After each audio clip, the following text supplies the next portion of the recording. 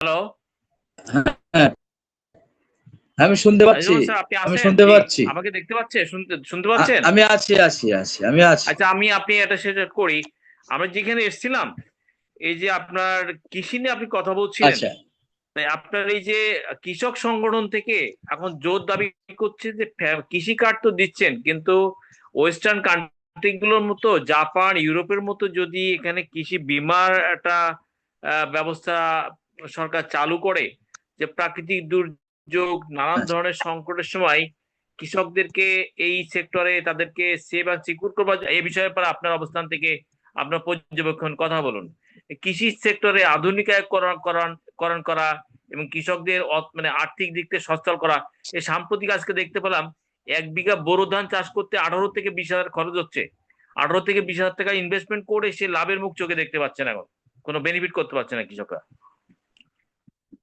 হ্যাঁ, ঠিক বলেছেন আর কি যে আপনি কৃষি হুম। কার্ডের কথা বলেছেন। আসলে বাংলাদেশের কৃষকরা বরাবর একটা ভালনারেবল সিচুয়েশনে থাকে, নিঃসন্দেহে। যার কারণে আপনি দেখবেন যে কৃষি খাতে আমাদের যে ন্যাশনাল ডেভেলপমেন্ট বা ন্যাশনাল ইকোনমিতে কৃষির কন্ট্রিবিউশন কিন্তু এখন হুম। মাত্র 14%। এখন কিন্তু সার্ভিস খাতে 55% এর মতো উঠে গিয়েছে।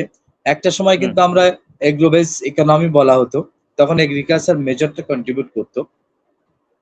যদি আমি ধরে নেই যে আমাদের ডেভেলপমেন্ট হয়েছে, এখন ইন্ডাস্ট্রি বা আদার সেক্টর কন্ট্রিবিউট করতেছে ইকোনমিতে, সেটা ঠিক আছে, কিন্তু এগ্রিকালচারে এখন, এবং শুধু তাই না, এগ্রিকালচার এগ্রো লেবারও কিন্তু এখন 44% মতো আর কি।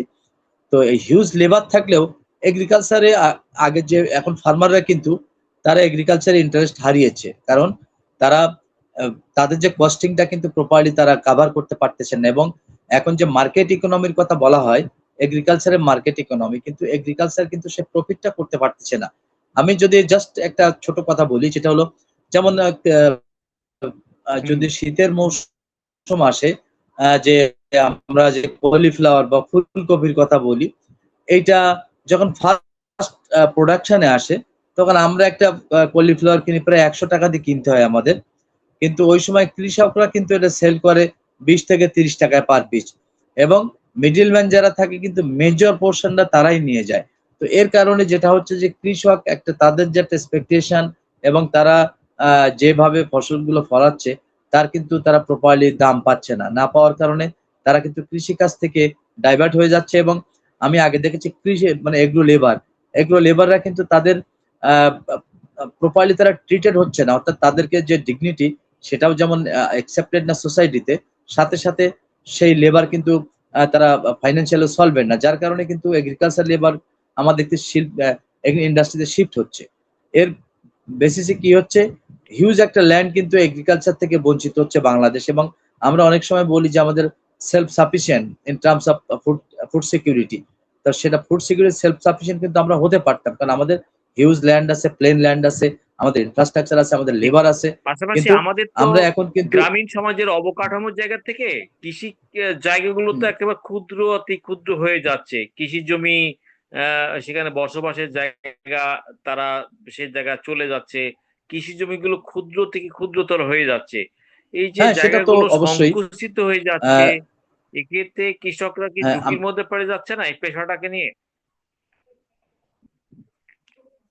ডেফিনেটলি আমাদের যত জেনারেশন বাড়তেছে, তত কৃষি জমি খন্ড হচ্ছে, এবং আমাদের কিন্তু সেখানে বাসভূমির একটা অপশন তৈরি হচ্ছে, অর্থাৎ আহ, আহ, কৃষি জমিকে বিশেষ ঘর বাড়ির কাজে বেশি ব্যবহার করা হচ্ছে। এটাও কিন্তু গ্রাজুয়ালি আমাদের কৃষি জমি ডিক্লাইন করতেছে। আর একটা প্রবলেম আমাদের আছে, আমি ফিলিপাইন্সে যেটা দেখেছি, সেখানে একটা কমিউনাল ফার্মিং আছে, অর্থাৎ একটা বিশেষ এলাকায় সব এক ধরনের ফার্মিং করে থাকে, এবং পরবর্তীতে যে যে প্রোডাক্টটা আসে, সেটা কিন্তু তার ওই পোর্শন অনুযায়ী তারা প্রফিটটা শেয়ার করে, বা ক্রপসটা শেয়ার করে।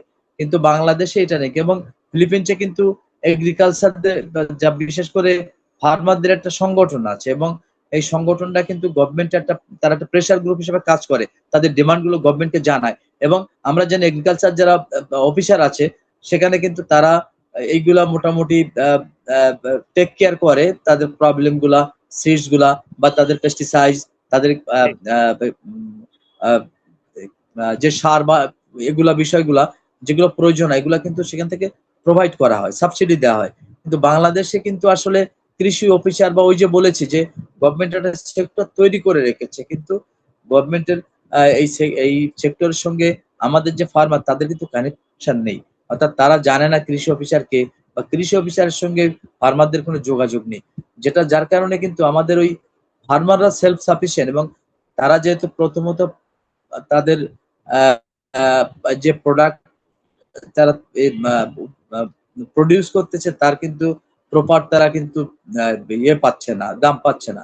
আবার আহ, তারা যে নতুন করে কিছু প্রোডাক্ট করবে যেখানে ব্যাংক লোন, যেমন কৃষি লোন আছে, কৃষি লোনটাও কিন্তু তাদের জন্য ইজি না, কারণ হলো কৃষি লোন নিতে গেলেও তাদের হ্যাজাল আছে, তাদের কিন্তু ঘুষের ব্যাপার আছে, এগুলো মেনটেন করে কিন্তু তাদের লোন নিতে হয়। তো আমাদের কৃষকরা যেহেতু এতগুলো স্টেপ পার হয়ে তারা আগাতে চায় না, তো এই জন্য তারা চিন্তা করে যে এগুলা গ্রামে বর্গা দিয়ে দেয়, অর্থাৎ যারা খুব বেশি ভালনারেবল আছে তারা বর্গা নিয়ে তাদের নিজেদের মতো চাষাবাদ করে, এবং সেটা মার্কেট বেস না, সেটা কনজিউম বেস একটা কিন্তু প্রোডাকশনে যায়। তো আমাদের ম্যাক্সিমাম ল্যান্ডটা কিন্তু কনজিউম বেস। তো এটা যদি মার্কেট বেজ আমরা করে নিতে পারতাম, এবং গভর্নমেন্ট যদি এটাতে প্যাট্রনাইজ করতো, যেটা আপনি কৃষি কার্ডের কথা বলেছেন, তো কৃষি কার্ড ওই যে এখানেও প্রবলেম আমি আগেই বলেছি যে সেটাও পলিটিসাইজ হয়ে যাবে, নেপোটিজম, এবং সেখানে কিছু মানি ট্রানজাকশনের বিষয় চলে আসবে, যার কারণে অ্যাকচুয়াল কৃষকরা কত পার্সেন্ট পাবে, দেখা গেল যে কার্ড ডিস্ট্রিবিউশন করলে কৃষক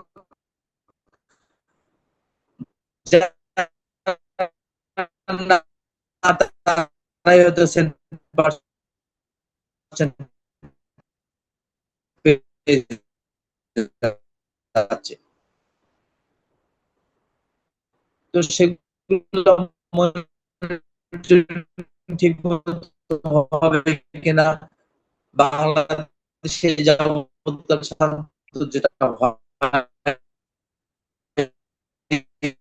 হয়নি, যে এক্সপেরিয়েন্স আমরা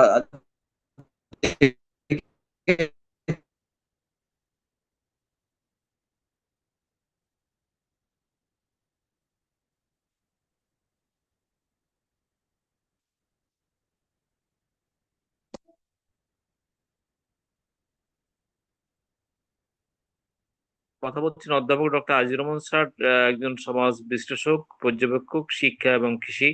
তো বিষয়টা হলো বাংলাদেশ যেমন কৃষি নির্ভর দেশ, এখন এখনো কৃষি নির্ভরতার জায়গা থেকে বাংলাদেশ বেরিয়ে আসতে পারে নাই। এখনো আপনার 100 জনের মধ্যে 83 জন মানুষ, 80-র উপরে মানুষ কৃষির সাথে সম্পৃক্ত। আহ, বিশেষ করে সিংহভাগ জনগোষ্ঠী আমাদের কৃষির সাথে সম্পৃক্ত। এই জন্য কৃষি যেমন কারিগরি, সরকার যেমন কারিগরি শিক্ষার প্রাধান্য দিচ্ছেন, এবং বিভিন্ন ধরনের থানা পর্যায়ের কারিগরি ইনস্টিটিউট গড়ে তুলছেন, তেমনি শিক্ষার ব্যাপারেও সরকারকে কৃষির ব্যাপারেও আহ আজিজুর রহমান স্যার, হ্যাঁ আপনি যখন শুনতে পাচ্ছেন, আমি এখানে যেমন সরকার কারিগরি প্রশিক্ষণ কেন্দ্র করছেন থানা পর্যায়ে, সেক্ষেত্রে যেহেতু 80% মানুষ কৃষির সাথে সম্পৃক্ত, তাদেরকেও কি আধুনিকায়ন করার জন্য, আধুনিক শিক্ষায় কৃষি শিক্ষায় শিক্ষিত করবার জন্য এ থানা ভিত্তিক কৃষি শিক্ষা ব্যবস্থাপনা মানে বাস্তবতার দিকে যাওয়া উচিত। যদিও কৃষি সম্প্রসারণ অধিদপ্তর থেকে তাদেরকে ট্রেনিং দেওয়া হয় কৃষির উপরে, যেহেতু 100 ভাগের মধ্যে 80 ভাগ মানুষ কৃষির সাথে সম্পৃক্ত, সেই ক্ষেত্রে সরকার কি এই জায়গা থেকে থানা পর্যায়ে কৃষকদেরকে আধুনিক শিক্ষায় শিক্ষিত করে, মানে জনবান্ধব কৃষি করবার জন্য কি এই জায়গাতেও যেতে পারে আমাদের সরকার? যাওয়া উচিত কৃষকদের, মানে কৃষি সেক্টরকে আরো যুগোপযোগী উন্নয়নের দিকে নিয়ে যাওয়ার ক্ষেত্রে। সাচ্চি ভাই আপনি বলেছেন ঠিক আছে, কিন্তু কৃষিদের যে ট্রেনিং এর এটা খুবই ইনোভেটিভ একটা আইডিয়া বাংলাদেশের জন্য। বাংলাদেশে কৃষকদের ট্রেনিং দেওয়া হয় না, এটা আমি আমার কোনো ডকুমেন্টেড কিছু আমি দেখি নাই যে কৃষকদের ট্রেনিং দেওয়া হচ্ছে। এবং আমরা অনেক সময় যখন ক্রাইসিসে পড়ি, যেমন অনেক সময় আলু পেঁয়াজ গুলো হঠাৎ করে প্রাইস হাইক হয়ে যায়, তখন স্কারসিটি তৈরি হয়, এবং তখন আমরা কিন্তু সেটা ইম্পোর্টের জন্য চিন্তা ভাবনা করে থাকি।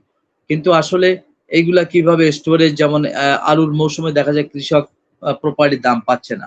তো সেই দাম না পাইলে আলুগুলা কিভাবে স্টোরেজ করে করবে আর কি। আমাদের বাংলাদেশে পর্যাপ্ত স্টোরেজ সিস্টেম নাই, হয়তো কোল্ড স্টোরেজ যেগুলো আছে সেগুলো সাফিসিয়েন্ট না। সে সাইডে গভর্নমেন্ট কিন্তু নজর দিতে পারে, কারণ মৌসুমে যে জিনিসটার দাম কম থাকে ওইটা যদি গভর্নমেন্ট তারা প্রপারলি স্টোরেজ করতে পারে, তাহলে কিন্তু এটা পরবর্তীতে সেল করে তারা কিন্তু প্রাইসটা ভালো একটা প্রাইস এনশিওর করতে পারে। কিন্তু এই জিনিসগুলাতে আমাদেরকে কিভাবে স্টোরেজ করবে, কোনভাবে বীজ রোপণ করলে বা ভালো বীজ কিভাবে পাওয়া যায়, এই বিষয়ে আমাদের কৃষকদের ট্রেনিং দরকার, কিন্তু আসলে ট্রেনিংটা দেওয়া হয় না। এবং আমি এখন যদি বলি বাংলাদেশের, এখন আপনি স্ট্যাটিস্টিক্সও পাবেন না যে বাংলাদেশে কৃষক কত, মানে কৃষকের অ্যামাউন্টটা কত, এটাও কিন্তু বা আমার মনে হয় কোনো স্ট্যাটিস্টিক্স নাই এই মুহূর্তে। তো এটা যদি গভর্নমেন্ট সেটাকে মোটামুটি একটা সার্ভে করে তাদের সংখ্যাটা জানতে পারতো এবং তাদের লেভেল অফ এডুকেশনটা যদি জানতে পারতো, তাহলে কিন্তু গভর্নমেন্ট এখানে সেগ্রিগেট করতে পারতো যে তাদের কি ধরনের ট্রেনিং দরকার, কি ধরনের তাদের ফ্যাসিলিটিস দরকার, যাতে আমাদের প্রোডাক্টিভিটি বৃদ্ধি পায়, আমাদের ফুড সিকিউরিটি এনশিওর হয়। কিন্তু এই ধরনের কিন্তু সার্ভে আমাদের নাই। এবং আমাদের যদিও একটা কৃষি মিনিস্ট্রি আছে, কিন্তু সেটা আমরা দেখি মাঝে মাঝে হয়তো কিছু ইউনিভার্সিটি হাইব্রিড কিছু সিডস বা সেগুলো মোটামুটি আবিষ্কার করে। আমরা জানি বিড়ি বা এরা এই বিভিন্ন ধরনের ধানের বা বিভিন্ন শস্যর যাত্রা উদ্ভাবন করে, সেটা কিন্তু কৃষকরা নিজ উদ্যোগে বা সেটা হলো মিডিয়ার মাধ্যমে জেনে কিন্তু সেগুলো তারা কালেক্ট করতেছে। কিন্তু আলটিমেটলি গভর্নমেন্টের থেকে ডিরেক্ট সাপোর্ট কৃষকদের কিন্তু সেটা পাচ্ছে না।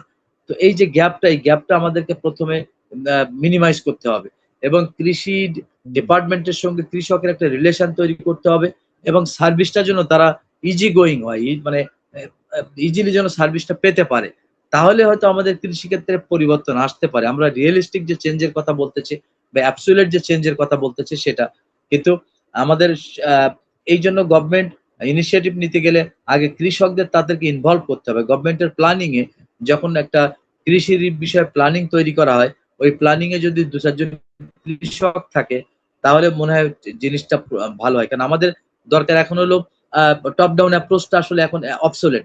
আমাদের এখন হলো বটম আপ অ্যাপ্রোচে নিতে হবে ডেভেলপমেন্টে। বটম আপ অ্যাপ্রোচে যদি আমরা যাদের জন্য কাজ করব তাদের যদি ইনভলভমেন্ট রাখতে পারি গভর্নমেন্ট প্ল্যানিং এ, তাহলে তারা তারা নিজেরা তাদের নিজেদের ডিমান্ডটা গভর্নমেন্টের কাছে উত্থাপন করতে পারবে। গভর্নমেন্ট সেই অনুযায়ী যদি পলিসি ডেভেলপ করে এবং সেটা ইমপ্লিমেন্ট করে, তাহলে সেটা বাংলাদেশের কৃষকদের অ্যাকচুয়াল চেঞ্জ আসবে এবং সেখানে তাদের ডেভেলপমেন্টটা হবে। সাচি আচ্ছা, ভাই, পাশাপাশি পাশাপাশি আমরা একটু ভিন্ন ট্র্যাকে যাই। এখন আমেরিকা ইরানের পরিস্থিতি, আমেরিকা দুটো বিষয়টাকে কন্ডিশন দিচ্ছে। মানে পারমাণবিক অস্ত্র ইরান কখনো তৈরি করতে পারবে না, হরমুজ প্রণালীকে মানে পূর্বের মতো ওপেন করে দিতে হবে। কিন্তু আমেরিকার এই স্টার্নবাজিকে ইরান গ্রহণ করছে না। ইরানের কথা হলো, আমি তোমার এই পারমাণবিক চুক্তির চুক্তি রাশের থেকে আমি বেরিয়ে আসবো, ওখানে আমি আর অবস্থান করতে চাচ্ছি না। পাশাপাশি হরমুজ প্রণালী আমার ভৌগোলিক সীমারেখা অন্তর্ভুক্ত, আমি আমার প্রণালী কি করব না করব দ্যাট ইজ মাই আমাদের ওন ম্যাটার, আমাদের নিজস্ব ব্যাপার, আমার এই নিজস্ব ব্যাপারে তোমাকে আর এই ব্যাপারে বেশি অতিরিক্ত মাত্রায় নাক গলাতে হবে না, তুমি আর এখানে আমার উপর খবরদারি করার আর স্পর্ধা দেখিও না।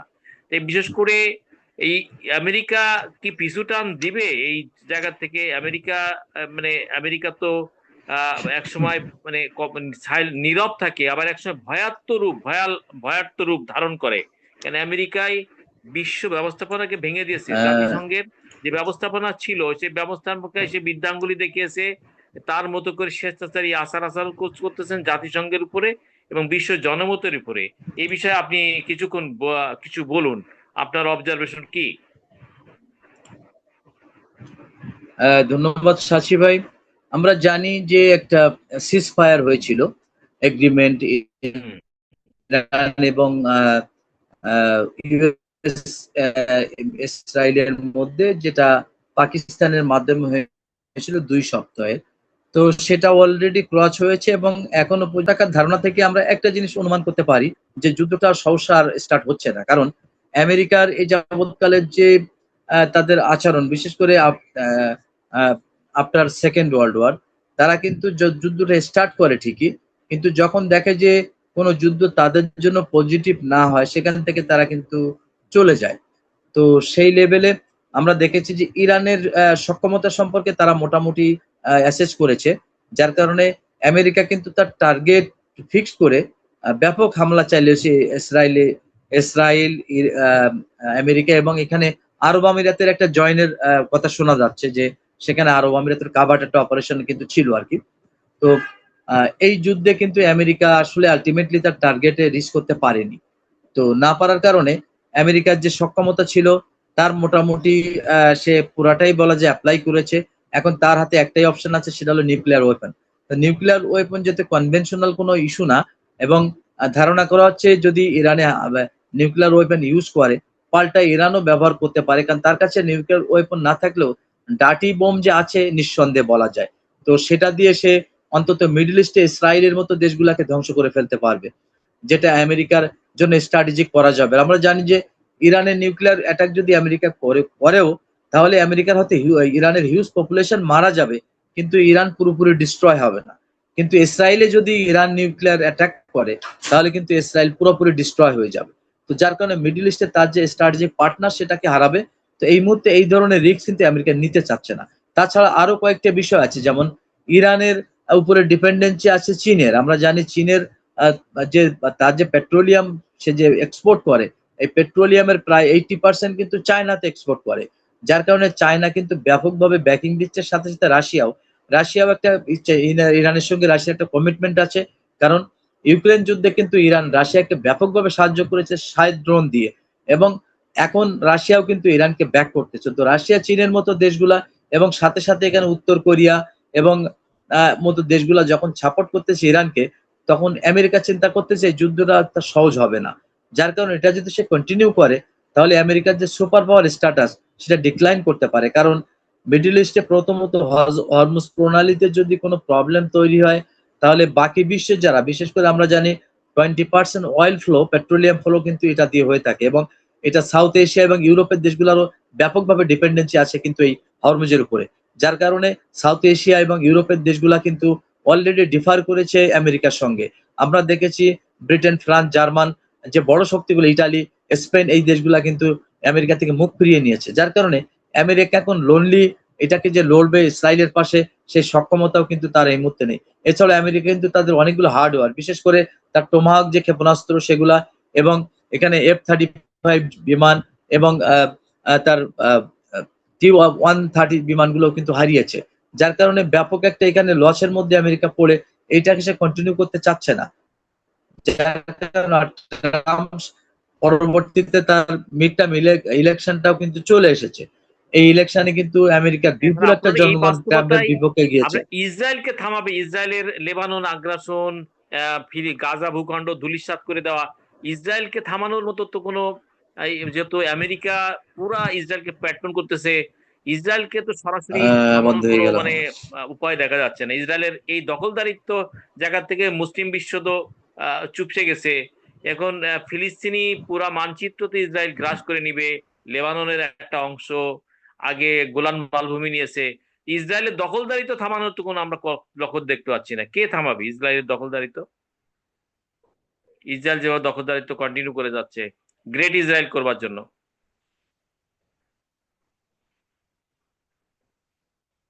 আসলে আজকে বিশ্ব বাস্তবতায় আমেরিকা যখন ইসরায়েলকে প্যাট্রন করতেছে প্রিয় দর্শক, এবং আমরা দেখতে পাচ্ছি আমেরিকার সমস্ত সামরিক শক্তি, সৈন্য শক্তি এবং আপনার লজিস্টিক থেকে শুরু করে মিলিটারি ইকুইপমেন্টস এভরিথিং এ সে ইসরায়েলকে দিয়ে যাচ্ছে।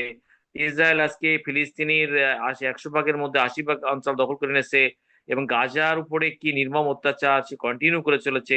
এই বাস্তবতায় বিশ্ব চলছে। তা আজকে বিশ্বর প্রতিবাদী শান্তিবাদী মানুষরা চাচ্ছে ফিলিস্তিনি নিজস্ব ভূখণ্ড থাকুক। 1945 সালের দ্বিতীয় বিশ্বযুদ্ধের পরে জাতিসংঘের যে রেজুলেশন হয়েছিল 1948 সালে, 2 স্টেট অফ দিস এরিয়া, ফিলিস্তিনি থাকবে এবং ইসরায়েল থাকবে। সেই বাস্তবতার জন্য আমরা পূর্বে যেতে পারি বিশ্ব ব্যবস্থাপনায়, যেন ফিলিস্তিনি তার নিজস্ব ভূখণ্ড এবং স্বাধীনতা ফিরে পায়, এবং ইসরায়েল যেন এই সীমা লঙ্ঘন না করে, তার নিজস্ব টেরিটরি নিয়ে ইসরায়েল সেখানে অবস্থান করে। আমরা এই জায়গায় দেখতে চাই আজকে পৃথিবীর জাপান থেকে শিকাগো থেকে ব্রাসেলসে, ইউরোপে বলুন, সর্বত্রই প্রতিবাদী শান্তিবাদী মানুষরা চায় ইসরায়েলের আগ্রাসন থেকে ফিলিস্তিনিকে মুক্ত করা হোক, এবং আবার ইরানের উপরে নতুন করে আমেরিকা যেন কোনো আগ্রাসী যুদ্ধ চালাতে না পারে, ইরান তার নিজস্ব স্বাধীন সার্বভৌম অবস্থান নিয়ে থাকতে পারে, এবং হরমুজ প্রণালীকেও ইরান তার মতো ম্যানেজমেন্ট করে অবস্থান নিতে পারে, এবং বিশ্বের বিশেষ করে এই আমাদের হোক আগামী দিনে প্রার্থনা, পাশাপাশি জাতিসংঘের জন্য আবার নিজস্ব একটা আন্তর্জাতিক সার্বভৌম একটি প্রতিষ্ঠান রূপে নিজের অবস্থানে সে পুনরুদ্ধার যেতে পারে। এই জায়গাতে জাতিসংঘের জন্য চীন, রাশিয়া, ফ্রান্স সহ সবাই যারা বিবেকবান রাষ্ট্রগুলো আছে তারা সেখানে কার্যকরী ভূমিকা রাখতে পারেন, এই প্রত্যাশা রেখে আবার অধ্যাপক ডক্টর আজিজুর রহমান স্যার আপনাকে কৃতজ্ঞতা শুভেচ্ছা জানিয়ে, দর্শক কিন্তু আপনারা, আমরা যুদ্ধ চাই না, আমরা শান্তি চাই, আমরা শান্তিময় পৃথিবীতে চাই। পাশাপাশি আগামী দিনে বাংলাদেশের সরকার তেল সংকট থেকে যে একটা সংকটের মানে চ্যালেঞ্জের মধ্যে পড়ে গেছে, আমাদের নবনির্বাচিত গণতান্ত্রিক সরকার এই সংকট উত্তরণ করে দেশটাকে কার্যকারী গণতান্ত্রিক অর্থনৈতিক এবং নাগরিক নিরাপত্তা সম্বলিত রাষ্ট্র দিতে পারেন। আমরা যখন পত্রিকার পাতায় কাস্টমস কর্মকর্তাকে এই দুর্বৃত্তদের হাতে হত্যার ঘটনা দেখতে পাই, তখন আমরা লজ্জিত হই যে স্বাধীন সার্বভৌম দেশে দেখা যাবে, বলা যাবে, ছোঁয়া যাবে না কথা, রক্ত দিয়ে পেলাম শালার, এই কোন স্বাধীনতা? এই এই আমাদের দুরবস্থা থেকে আমরা উত্তরণ ঘটাতে পারি। কোন নাগরিকের জীবন যেন এইভাবে দুর্বৃত্তদের হাতে একটা জীবনের নাশ না হয়, নাগরিক জীবন সর্বত্রই অবাধভাবে চলাফেরা করতে পারে তার ঘরে বাইরে শান্তি এবং নিরাপত্তার সাথে। রাষ্ট্র সেই শান্তি এবং নিরাপত্তা নিশ্চয়তা বিধান করতে পারে। রাষ্ট্র যদি কার্যকরী সুশাসন এবং আইনের শাসনের দিকে রাষ্ট্র যেতে পারে, কার্যকরী আইনের শাসন এবং সুশাসনের দিকে আমাদের রাষ্ট্র যেতে পারে, সেই প্রত্যাশা রেখে আগামী দিনে বাংলাদেশের একটা রাষ্ট্র হোক জনবান্ধব, জননিরাপত্তা দেশ, জনগণ তাদের কাঙ্ক্ষিত নাগরিক সেবা পাক, নাগরিক নিরাপত্তা পাক, এবং সমস্ত দুর্বৃত্তদেরকে রাষ্ট্র রুখে দিতে পারে। সমস্ত অনিয়ম যেখানে আছে, অব্যবস্থাপনা আছে, অনিয়ম এবং অবস্থাপনা যেন সরকার রুখে দিতে পারে, প্রকৃত একটি কার্যকরী গণতান্ত্রিক দেশ হিসেবে বাংলাদেশ বিশ্বের সামনে মানচিত্রে প্রত্যাশা দাঁড়াতে পারে। সেই প্রত্যাশা রেখে দর্শকবৃন্দ আপনারা আমাদের প্রোগ্রাম দেখবেন, কমেন্টস করবেন। আপনাদের দেখা এবং কমেন্টস নিয়ে আমরা আগামী দিনে ভিন্ন কোনো আয়োজন নিয়ে আপনাদের সামনে উপস্থিত হব। আপনারা সবাই ভালো থাকুন এবং নাগরিক দায়ের সাথে দায়িত্ব পালন করুন, এই প্রত্যাশায় আমি নজরুল ইসলাম চাচ্ছি আপনাদের সঙ্গে আবার দেখা হবে, কথা হবে।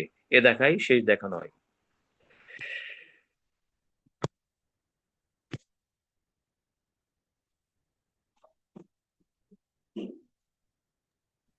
হ্যাঁ সাচি ভাই, হ্যাঁ সাচি ভাই আছেন? শেষ করে দিচ্ছি। আমি আসলাম হ্যাঁ, তো, আমি তো আসলাম আপনার জন্য। হ্যালো, হ্যাঁ আসেন, জি বলেন। Hello, join hello. করেন, জয়েন করেন। ছবি কই? ও হালিম ভাই, হ্যাঁ, আচ্ছা আপনি শোনেন, তো খুঁজে পাওয়া যায় না। আচ্ছা আমি আর আপনি যখন আসলাম দেখা হলো, আমি বলছি আজকে একটা মানে খুব মানে বেদনাদায়ক একটা